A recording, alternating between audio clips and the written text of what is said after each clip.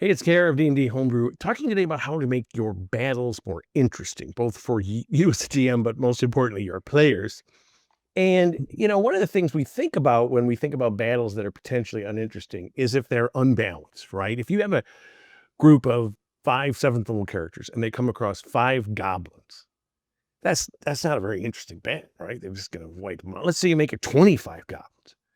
Depending on your system, the goblins don't have any kind of hit bonuses that they can probably get through the player character's armor.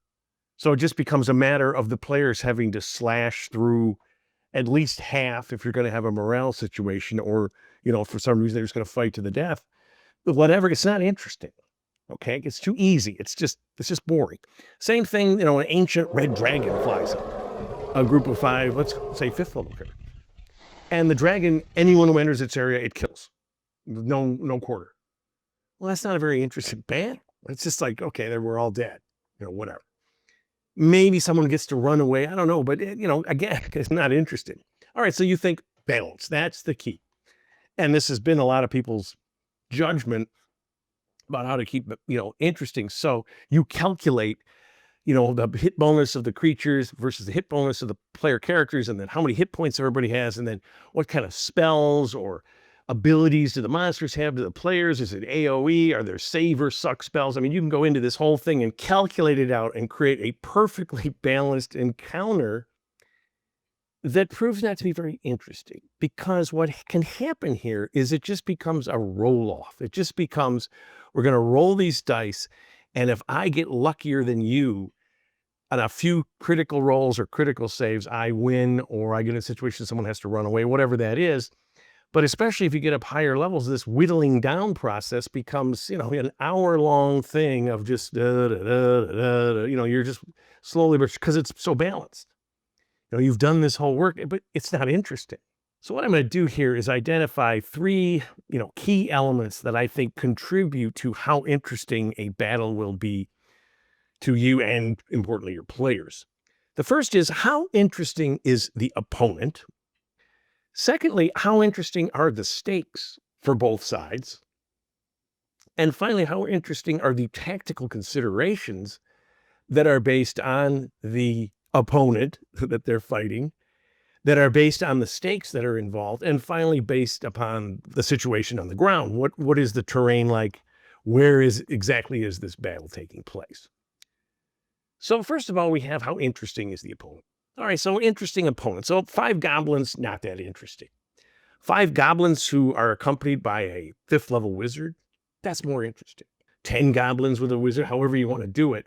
That wizard has spells. 5th level has fireball. Plus, they might have scrolls or wands, magic items, something like that. You can throw in other things with them, with the goblins. Suddenly, this opponent is a little more interesting. And because of that, why is this wizard with these goblins? There's got to be some reason. Is it just his guard? Is he taking them somewhere? Are they protecting him? Are they his prisoner? That would be, well, okay, let's say they are. And then the players figure that out and get him on their side. But just mixing that up and having the goblins have some, some things that they can do that are more interesting than just swing their swords. Again, back to creatures with spell-like abilities, NPCs with spells, things with just abilities, like the emanating fear or something like that, or emanating a darkness spell. That makes the battle at hand much more interesting, because the players have to react to that. They have to say, oh, wait, this is something we didn't expect. How are we going to handle this? And a lot of times when it's more interesting means more of a bigger pain for the players, right? But it also is something where they got to think on their feet. And it's a very important note here. If you have, a wizard with spells or abilities, make sure you know what those are and the implications of those, and make sure you think of a strategy for those. It can be hard if you have random encounter type situations, but if you're going to have this as some encounter that you've set up, it's important to know what those spells can do. Because if you're sitting there having to read the spells and figure out what the things are, not interesting for the players, right? Anytime you're looking at the books, it's not as interesting. But secondly, you can think about, how would they use the terrain? How would they use the situation? I've got these goblins or that. I know what their morale level is or something like that. And I'm going to use spells potentially to increase the odds for me and help me in ways that are interesting in themselves. Because the thing you'll notice this, when you have an opponent that's interesting, the players confront this in the situation. And again, we'll get to the tactics and stakes. But and I guess it's the overall effect. It's things you talk about afterwards, like, wow, that was really interesting, right? How we had to do this and that, and then they came at us with this and totally took us by surprise. And because again, surprise is there's a reason, novelty is what people are going for in life. We don't just want to do the same thing over and over. Because you want to make things interesting, don't just have them hit. Don't just have them bite or claw. And again, if that's all they can do, maybe as we'll see, the tactical considerations of where this is occurring might make it interesting. But it's really great to have interesting opponents. Then we have interesting stakes. And when I talk about stakes, I don't mean stakes like, okay, big bad villain, this is the final battle, or we're trying to save the world here. I'm talking about stakes with a small s, I guess. These are stakes that are just in as we go along through a campaign, there's certain tasks or certain things that players become interested in, and they have a stake in resolving that issue. So if the goblins are in their ancestral home, their cave complex that they've had for 10 generations, they have high stakes to protect it. They're going to fight to the death.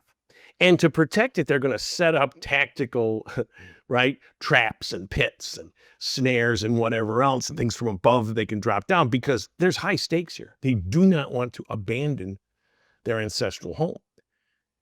If the players have no reason to go there, they just see it and whatever, and the goblins make some forays and they realize, oh, there's hundreds of goblins there or whatever. It could be something they could win. Why waste resources on this goblin battle if we've got other things to do?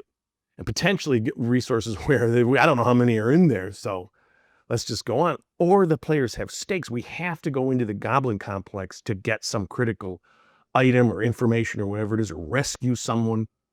So the players have stakes and the creatures have stakes.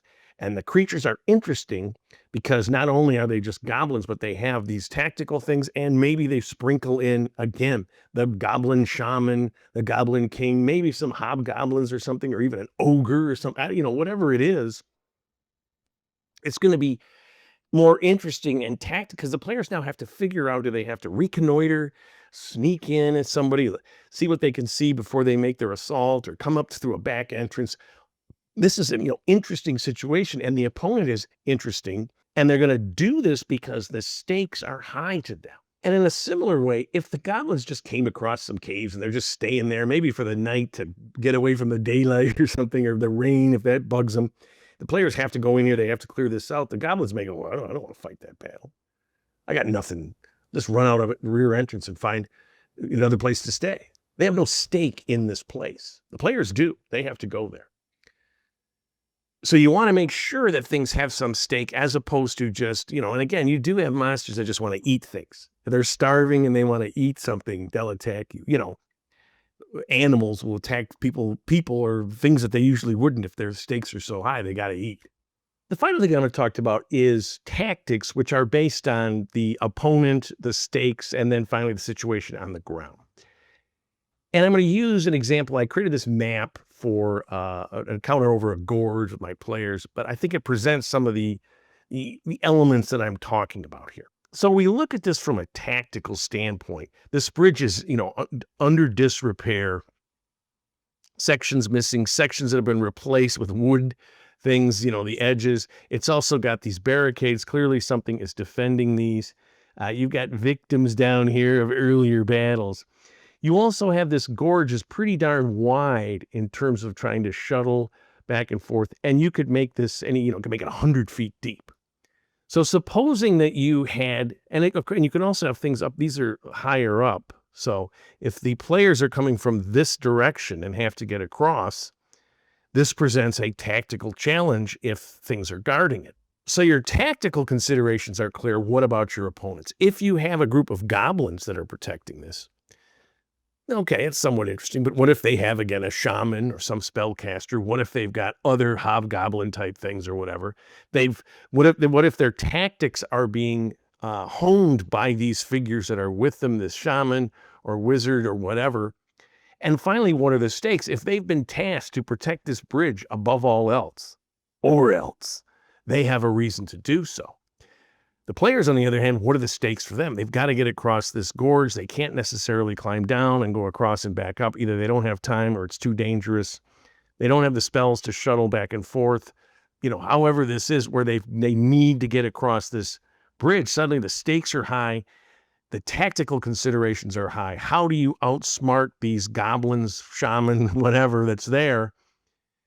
Is there a way to sneak under the bridge, climb under, or do spider climb type things? Is there a way to get behind them? Are there ways to, obscure it with fog things? Does the shaman do that? A darkness spell on this bridge would be interesting. And suddenly you've got a battle here. The stakes are there. They got to protect the bridge. Players have to get across. You've got an interesting tactical situation, and you have interesting opponents. That's what's going to make an interesting battle. So remember, gang, if you want interesting battles, think about interesting opponents, interesting stakes, and interesting tactics. Shout out to my Patreon supporters. This week I did a town square map, an incident that occurs in a crowded town square. Kind of interesting. I'd love to hear your thoughts on how you make your battles more interesting for your players. Like, subscribe, all that great stuff. And of course, keep playing an RPG game, whichever one you choose. Tell somebody else about it.